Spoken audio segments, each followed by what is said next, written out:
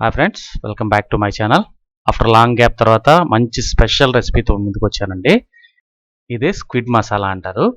దీన్ని మన తెలుగులో కోమటి సంచులని, కలివిందలని, కండవా అని పిలుస్తారనమాట. ఇది కేరళలో ప్రసిద్ధి చెందిన వంటకం అనమాట. ఇది ఎలా చేసుకోవాలో ఇప్పుడు చేసి చూపిస్తాను. వీడియోని స్కిప్ చేయొద్దు.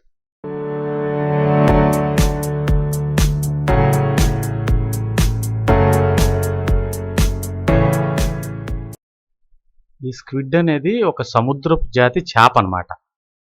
ఏంటి చేప అంటున్నారైనా, ఇది చేప జాతికి చెందింది. కానీ తినేటప్పుడు మనకు రొయ్యలాగా అనిపిస్తుంది. ముళ్ళు అనేది ఉండదు.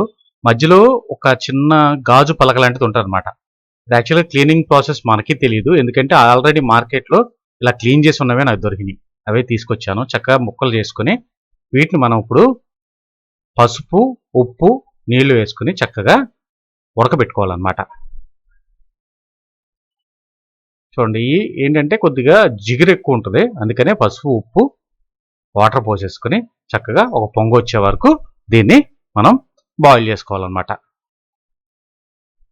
ఈ ఫిష్కి ఆక్టోపస్ లాగా టెంటికల్స్ ఉంటాయి అన్నమాట. ఆ టెంటికల్ భాగాన్ని తీసేసి చక్కగా దాని లోపల గాజు పలకలాగా ఒకటి ఉంటుంది, అది ఎముక అనమాట. దానికి ఆ ఎముక కూడా తీసేసి చక్కగా క్లీన్ చేస్తారనమాట. చూడండి ఎలా ఉన్నాయో, రింగులుగా. తినేటప్పుడు కూడా చాలా బాగుంటుందండి, రొయ్యల్లాగా చాలా బాగుంటాయి అన్నమాట. ఇప్పుడు స్టవ్ మీద ఒక కడాయి పెట్టుకుని ఇందులో ఆయిల్ పోసుకోవాలన్నమాట. యూజువల్గా నాన్ వెజ్ కర్రీకి ఎప్పుడైనా సరే మనకి కొద్దిగా ఆయిల్ ఎక్కువే పడుతుంది అనమాట. ఈ ఆయిల్ వేడెక్కిన తర్వాత ఇందులో చక్కగా కట్ చేసి పెట్టుకున్న ఒక 2 మీడియం సైజు ఉల్లిపాయలని వేసుకుని వీటిని చక్కగా దోరగా వేపుకోవాలన్నమాట. ఇందులోనే పచ్చిమిరపకాయలు, ఒక 3 పచ్చిమిరపకాయలని కట్ చేసి వేసుకోవాలి. కరివేపాకు కూడా వేసుకోవాలి. ఈ 2 కూడా వేసుకుని చక్కగా ఒక 30 సెకండ్లు మగ్గనివ్వాలి. ఇప్పుడు కట్ చేసి పెట్టుకున్న టమాటాలు కూడా యాడ్ చేసుకుని ఈ టమాటాలు చక్కగా సాఫ్ట్ అయ్యే వరకు మనం మగ్గనివ్వాలన్నమాట. చాలా చాలా బాగుంటుంది రెసిపీ, అందుకనే స్కిప్ చేయకుండా చివరి వరకు చూడండి. ఇప్పుడు ఇందులో మనం అల్లం వెల్లుల్లి పేస్ట్ యాడ్ చేసుకుందాం. ఈ అల్లం వెల్లుల్లి పేస్ట్ కూడా పచ్చివాసన పోయేదాకా మనం వేగనివ్వాలన్నమాట. ఇప్పుడు మనకు ఉల్లిపాయలు, టమాటాలు సాఫ్ట్ అయిపోయినాయి కదా. ఇప్పుడు ఇందులో పసుపు యాడ్ చేసుకుందాం, కారం, గరం మసాలా వేసుకుని ఈ మిశ్రమాన్ని కూడా చక్కగా ఒక 20 సెకండ్లు మనం కుక్ చేసుకోవాలన్నమాట. ఇలా కుక్ చేసుకున్న తర్వాత మనం ఇందులో స్క్విడ్ యాడ్ చేసుకుందాం. ఆ క్లిప్ మిస్ అయింది, డైరెక్ట్గా వేసేసింది, చూపిస్తున్నాను. ఈ స్క్విడ్ కూడా యాడ్ చేసేసుకుని చక్కగా ఈ మిశ్రమం అంతా బాగా కలిసేటట్టు చక్కగా మనం కలుపుకుంటూ ఫ్రై చేసుకోవాలన్నమాట.